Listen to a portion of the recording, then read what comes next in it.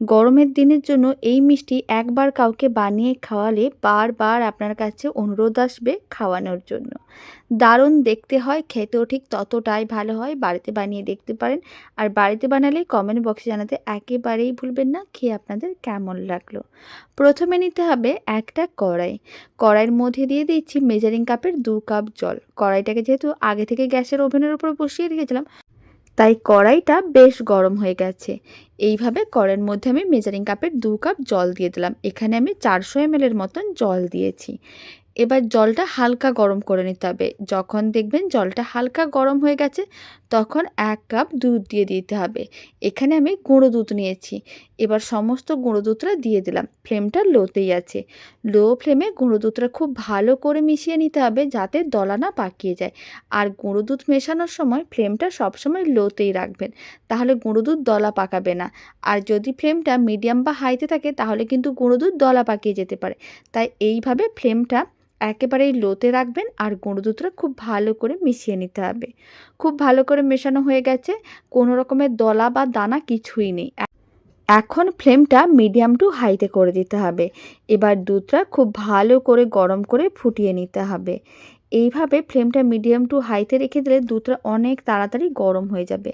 আর এখানে আমি গুঁড়ো দুধ দিয়ে বানানো দেখালাম, তবে আপনারা চাইলে প্যাকেট দুধ বা যে কোনো লিকুইড দুধ দিয়েও এই রেসিপিটা বাড়িতে বানিয়ে দেখতে পারেন। খেতে দারুণ লাগে আর খুব কম সময়ের মধ্যে রেডি হয়ে যায়।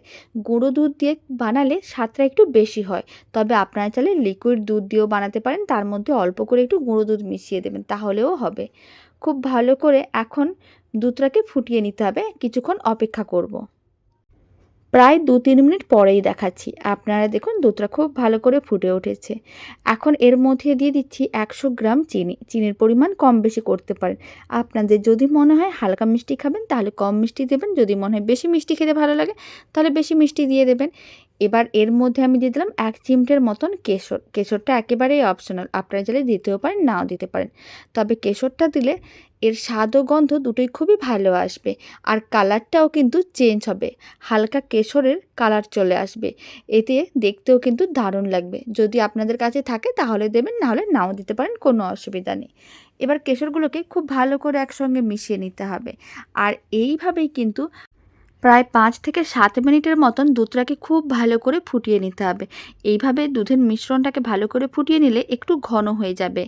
আমি এখন আপনাদের প্রায় 3-4 মিনিট পরে দেখাচ্ছি। আপনারা দেখুন কালারটা আস্তে আস্তে চেঞ্জ হয়ে যাচ্ছে, যেহেতু কেশর দেওয়া আছে। আর কেশর না থাকলে না দিতে পারেন, অল্প একটু এলাচ গুঁড়ো চাইলে দিতে পারেন। তবে আজ আমি আপনাদের এলাচ গুঁড়ো ছাড়াই দেখাচ্ছি।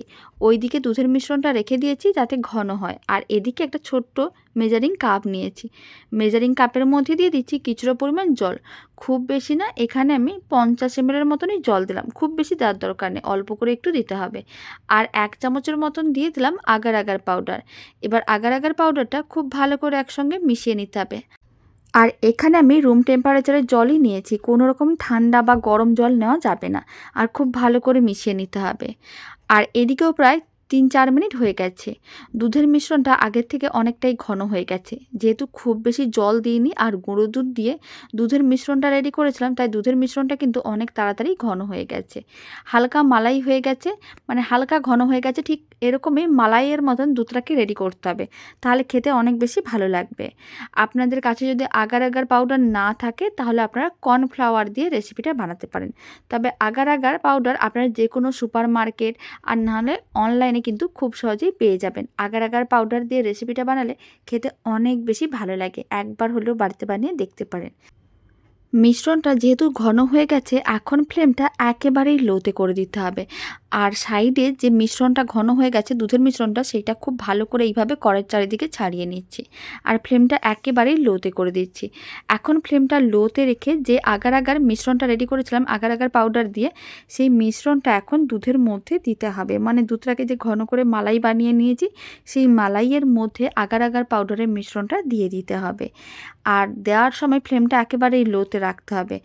তারপরে কিন্তু ফ্লেমটা মিডিয়াম টু হাইতে করে দিতে হবে। আর মিশ্রণটাকে আরও 1 মিনিট ভালো করে ফুটিয়ে নিতে হবে, যাতে মিশ্রণটা ঘন হয়ে যায়।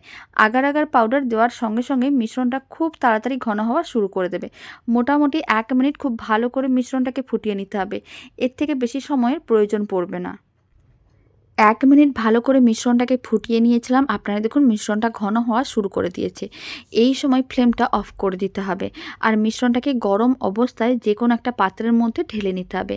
আর এখানে আমি এরকম একটা কেক টিন নিয়েছিলাম, অল্প করে বাটার ব্রাশ করে রেখেছিলাম। আপনারা চাইলে সাদা তেলও ব্রাশ করতে পারেন। আর একটা বাটার পেপার দিয়ে রেখেছিলাম যাতে ডিমোল্ড করতে সুবিধা হয়। তবে আপনাদের কাছে বাটার পেপার না থাকলে নাও দিতে পারেন।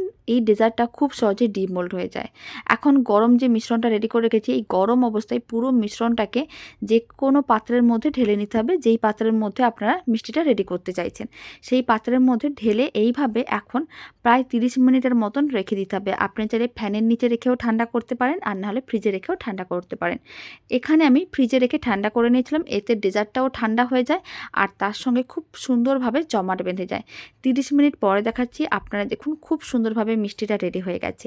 এবার ডিমোল্ড করে নেব। আর ডিমোল্ড করার জন্য এরকম একটা হাতা বা ছুরি নিতে হবে, আর এইভাবে ঠিক গোল করে চারিদিকে ঘুরিয়ে নিতে হবে। তাহলেই কিন্তু খুব সহজে ডিমোল্ড হয়ে যায়। বাড়িতে একদিন বানিয়ে দেখতে পারেন, ছোট থেকে বড় যে কেউ খুবই পছন্দ করবে। আর বাড়িতে বানালে কমেন্ট বক্সে জানাতে একেবারেই ভুলবেন না খেয়ে আপনাদের কেমন লাগলো। রেসিপিটা ভালো লেগে থাকলে আপনারা যদি ফেসবুক থেকে রেসিপিটা দেখছেন, পেজটিকে ফলো করে নেওয়ার অনুরোধ রইল। খুব সহজেই কিন্তু মিষ্টিটা ডিমোল্ড হয়ে গেছে। এবার যে বাটার পেপারটা দিয়ে রেখেছিলাম, বাটার পেপারটাও তুলে নিচ্ছি। বাটার পেপারটা ভালো করে তুলে নেওয়ার পরে এখন সাইডে অল্প একটু বাটার পেপার লেগেছিল, সেটাও তুলে নিয়েছি। এবার এর ওপরে ছড়িয়ে দিচ্ছি অল্প করে পেস্তার গুঁড়ো। পেস্তাগুলোকে গুঁড়ো করে রেখেছিলাম, এইভাবে ওপরে গোল করে ছড়িয়ে দিচ্ছি। তবে আপনারা চাইলে পেস্তার গুঁড়ো দিতে পারেন, নাও দিতে পারেন, এটা একেবারেই অপশনাল। যেহেতু একটু ডেকোরেশন করলে দেখতে ভালো লাগে, তাই অল্প করে একটু পেস্তার গুঁড়ো দিয়ে আমি এখানে সাজিয়ে নিচ্ছি। তবে আপনাদের কাছে যে কোনো ড্রাই ফ্রুটস থাকলে ড্রাই ফ্রুটস দিতে পারেন। আর আপনারা যদি ইউটিউব থেকে ভিডিওটা দেখছেন, ভালো লেগে থাকলে চ্যানেলটি সাবস্ক্রাইব করে নেওয়ার অনুরোধ রইল। পাশে থাকা বেল আইকনটি প্রেস করে নেবেন নতুন রেসিপির আপডেট সবার আগে পাওয়ার জন্য। খুব সুন্দরভাবে পেস্তার গুঁড়োটা এইভাবে কিন্তু সাজিয়ে নিয়েছিলাম গোল করে। এখন একটা ছুরি নিতে হবে, ছুরির সাহায্যে এইভাবে কিন্তু টুকরো করে কেটে নিতে হবে। আপনাদের যতগুলো খুশি টুকরো করে কাটতে পারেন। আমি এখানে একটু ত্রিকোণার টুকরো করে কেটে নিচ্ছি। তবে আপনারা চাইলে ছোট ছোট মিডিয়াম সাইজের চৌকো পিসের টুকরো করেও কাটতে পারেন। তবে এইভাবে ত্রিকোণার টুকরো করে কাটলে অনেকগুলো রেডি হয়। দেখতে যেমন সুন্দর হয়, খেতে তার থেকে অনেক বেশি ভালো হয়। ছোট বড় যে কেউ খুবই পছন্দ করবে। বাড়িতে বানালে কমেন্ট বক্সে জানাতে একেবারেই ভুলবেন না খেয়ে আপনাদের কেমন লাগলো। এখন আমি আপনাদের অল্প করে কেটেও দেখিয়ে দিচ্ছি কতটা সুন্দরভাবে রেডি হয়েছে। আর ঠান্ডা ঠান্ডায় এই মিষ্টিগুলো গরমকালে খেতে দারুণ লাগে। আপনারাও বাড়িতে বানিয়ে দেখতে পারেন। বানানোর জন্য খুবই কম উপকরণের প্রয়োজন পড়ে, আর খেতে দারুণ হয়। আপনারা এই মিষ্টিগুলো রেস্টুরেন্টে খুঁজলে বা দোকানে খুঁজলেও পাবেন না, স্বাদের এতটাই বেশি হয়। বাড়িতে বানালে কমেন্ট বক্সে জানাতে একেবারেই ভুলবেন না খেয়ে কেমন লাগলো। আর এই দারুণ স্বাদের মিষ্টির রেসিপিটা শেষ পর্যন্ত দেখার জন্য আপনাদের অসংখ্য ধন্যবাদ।